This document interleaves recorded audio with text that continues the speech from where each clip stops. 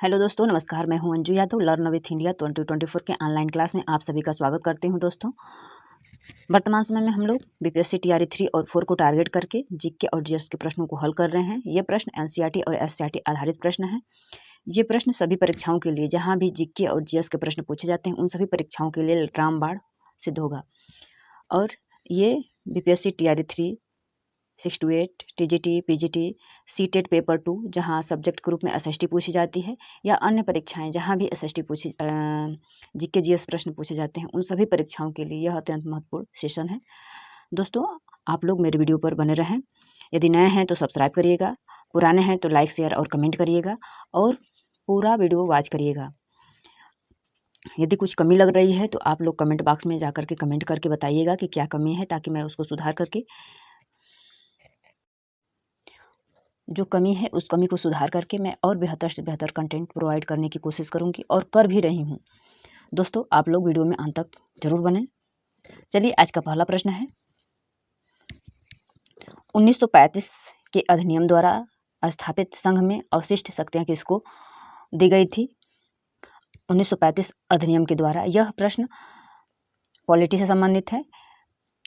Polity के शुरू से लेकर के अंत तक, टॉप बॉटम से लेकर के टॉप तक सभी प्रश्नों को इसमें इंक्लूड किया जाएगा।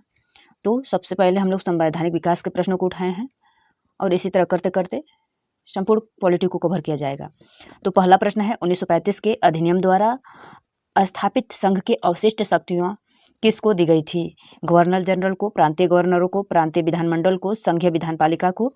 तो 1935 के अधिनियम द्वारा स्थापित संघ में अवशिष्ट शक्तियां गवर्नर जनरल को दी गई थी। प्रश्न नंबर 1 का ऑप्शन नंबर ए सही होगा।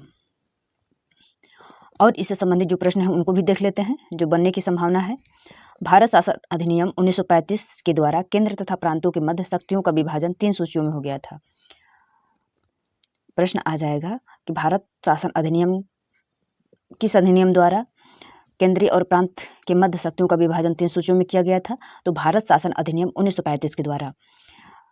वो कौन कौन 3 सूचियां हैं? संघ सूची, प्रांतीय सूची, समवर्ती सूची तथा अवशिष्ट शक्तियां सहित विदेश, प्रतिरक्षा तथा कुछ आपातकालीन अधिकार गवर्नर जनरल को प्रदान किया गया था। एक बार और देख लेते हैं। भारत शासन अधिनियम 1935 द्वारा केंद्र तथा प्रांत के मध्य शक्तियों का विभाजन 3 सूचियों में किया गया था: संघ सूची, प्रांतीय सूची और समवर्ती सूची। अवशिष्ट शक्तियां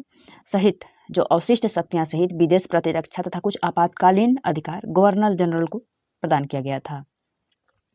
प्रश्न नंबर 2 है, संविधान का कौन सा भाग नागरिकता से संबंधित है? भाग 1, भाग 2, भाग 5, भाग 4?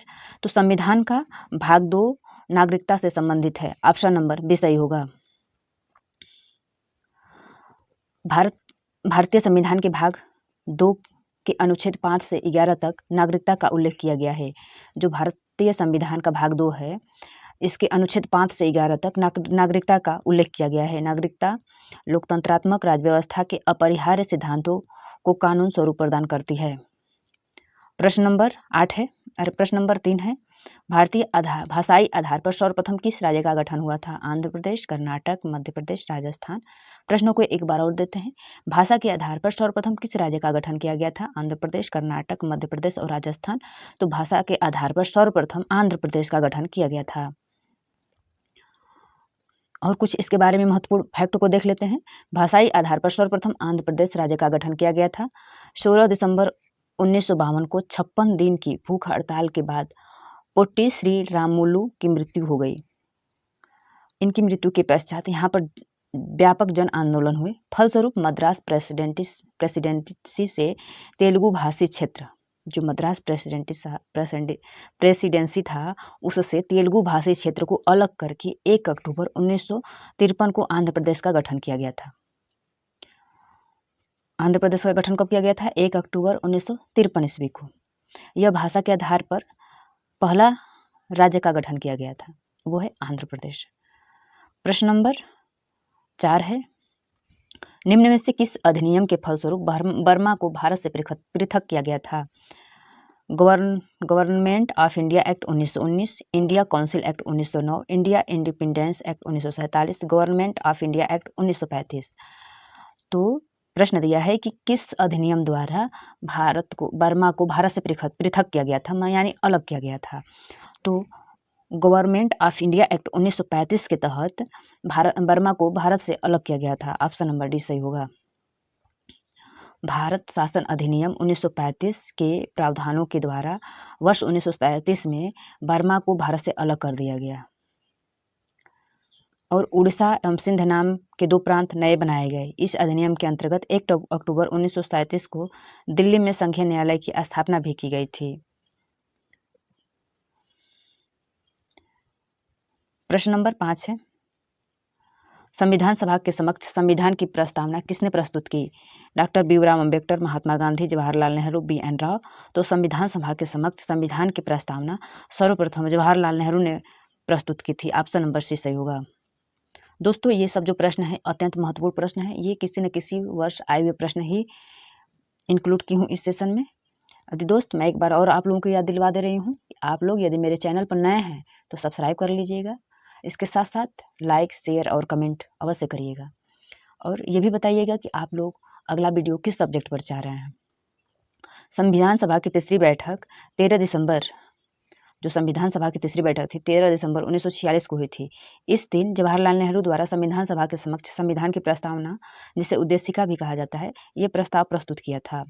इस उद्देश्य प्रस्ताव के प्रारूप में भारत के भावी प्रभुसत्ता संपन्न लोकतांत्रिक गणराज्य की रूपरेखा प्रस्तुत की गई थी। इस प्रस्तावना में एक संघीय राज्य व्यवस्था की परिकल्पना की गई थी, जिसमें सभी लोगों के लिए आर्थिक, सामाजिक, राजनीतिक न्याय आदि सुनिश्चित हो सके। इस प्रस्तावना को संविधान सभा द्वारा 22 जनवरी 1947 को स्वीकार किया गया था। प्रस्तावना को संविधान सभा द्वारा कब स्वीकार किया गया था? 22 जनवरी 1947 को। प्रश्न नंबर 6 है, जम्मू कश्मीर राज्य के पुनर्गठन के पश्चात भारत में राज्यों की कुल संख्या कितनी हो गई है? प्रश्न दिया है, जम्मू कश्मीर राज्य के पुनर्गठन के पश्चात भारत में राज्यों की संख्या कुल कितनी है? 26, 29, 28, 30। तो जम्मू कश्मीर राज्यों के पुनर्गठन के पश्चात भारत में राज्यों की कुल संख्या 28 हो गई है। जम्मू कश्मीर राज्य के पुनर्गठन के पश्चात भारत में राज्यों की संख्या 28 हो गई है। जम्मू कश्मीर पुनर्गठन अधिनियम 2019 के माध्यम से जम्मू कश्मीर राज्य को 2 केंद्र शासित राज्यों में जम्मू कश्मीर और लद्दाख में विभाजित कर दिया गया था। पहले एक केवल जम्मू कश्मीर था, लेकिन अब उसको 2 केंद्र शासित राज्यों में विभाजित कर दिया था। वो कौन कौन है? जम्मू कश्मीर और लद्दाख। प्रश्न नंबर 7 है, संविधान के प्रथम अनुच्छेद के अनुसार भारत है राज्यों का संकुल, राज्यों का समूह, राज्यों का परिसंघ, राज्यों का संघ। तो संविधान के प्रथम अनुच्छेद के अनुसार भारत राज्यों का संघ है। ऑप्शन नंबर डी सही होगा। भारतीय संविधान भाग 1 के अंतर्गत अनुच्छेद 1 से 4 तक संघ और उसके राज्य क्षेत्र का उल्लेख किया गया है। भारतीय संविधान भाग 1 के अंतर्गत अनुच्छेद 1 से 4 तक संघ और उसके राज्य क्षेत्रों का उल्लेख किया गया है। और भाग 2 में किस चीज़ का उल्लेख किया गया है, मैं बताई हूँ आप लोगों को। यदि आप लोग ध्यान से वीडियो देखे होंगे तो उसका उत्तर आप कमेंट बॉक्स में जरूर दीजिएगा। यदि प्रश्नों का उत्तर आप लोग कमेंट बॉक्स में देंगे, लिखेंगे, तो आपको ज़्यादा देर तक मतलब याद रहेगा।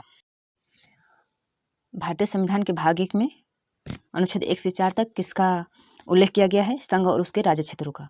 और अनुच्छेद 1 के अनुसार, जो भाग 1 है उसके अनुच्छेद 1 के अनुसार भारत अर्थात इंडिया राज्यों का संघ होगा।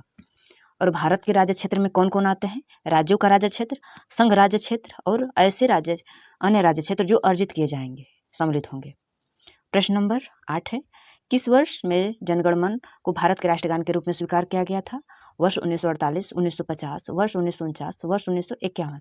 तो वर्ष 1951 ईस्वी में जनगण मन को भारत के राष्ट्रगान के रूप में अपनाया गया था। ऑप्शन नंबर डी सही होगा। जनगण मन की रचना रविन्द्रनाथ टैगोर द्वारा वर्ष 1911 में की गई थी। इसे संविधान सभा द्वारा राष्ट्रगान के रूप में 24 जनवरी 1951 को अपनाया गया था।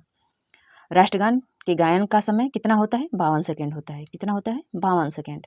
जनगण मन को पहली बार 1911 में भारतीय राष्ट्रीय कांग्रेस के कलकत्ता अधिवेशन में गाया गया था। कब गाया गया था? 1911 में। कहाँ गाया गया था? भारतीय राष्ट्रीय कांग्रेस अधिवेशन में गाया गया था। भारतीय राष्ट्रीय कांग्रेस के कलकत्ता अधिवेशन की अध्यक्षता कौन किए थे? बिशन नारायण धर ने किए थे।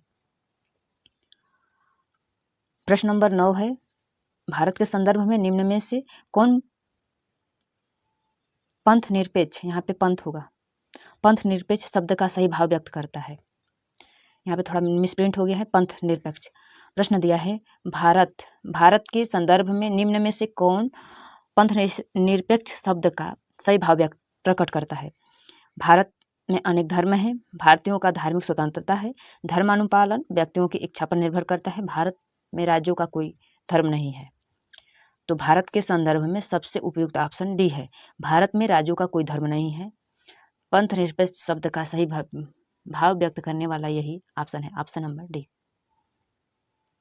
पंथ निरपेक्ष शब्द का संविधान की प्रस्तावना के 42वें संविधान संशोधन अधिनियम 1976 द्वारा जोड़ा गया था। प्रश्न सीधा सीधा बना है कि पंथ निरपेक्ष शब्द संविधान के किस संशोधन द्वारा संविधान में जोड़ा गया है। तो 42वें संविधान संशोधन अधिनियम 1976।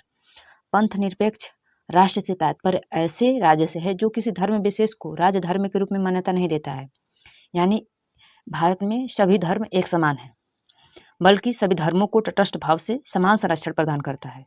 पंथ निरपेक्ष राज्य में धर्म व्यक्तिगत विषय माना जाता है। प्रश्न नंबर 10 है, किस संविधान संशोधन द्वारा दिल्ली को राष्ट्रीय राजधानी क्षेत्र का दर्जा प्रदान किया गया है। 76वां, 67वां, 68वां, 69वां, 70वां।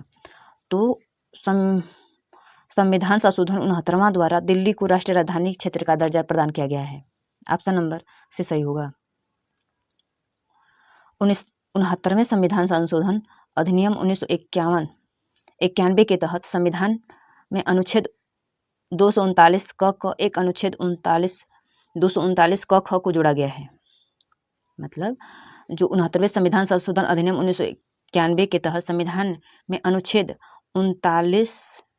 239 क एवं अनुच्छेद 239 क ख को जोड़ा गया है। इसके द्वारा देश की राजधानी दिल्ली को संघ राज्य की श्रेणी में कायम रखते हुए इसके लिए एक विधानसभा और मंत्री परिषद का उपबंध किया गया। संघ राज्य क्षेत्र दिल्ली को अब राष्ट्रीय राजधानी क्षेत्र नाम से जाना जाता है। दोस्तों आज के लिए इतना ही, और अगले वीडियो में यदि वीडियो पसंद आए तो लाइक शेयर कमेंट ज़रूर करिएगा, और आप ये भी बताइएगा कि मेरी वीडियो में क्या कमी रही, और कमी को कमेंट में बताइएगा, और आप लोग किस टॉपिक पे वीडियो बनवाना चाह रहे हैं वो भी बताइएगा। पूरा वीडियो देखने के लिए धन्यवाद।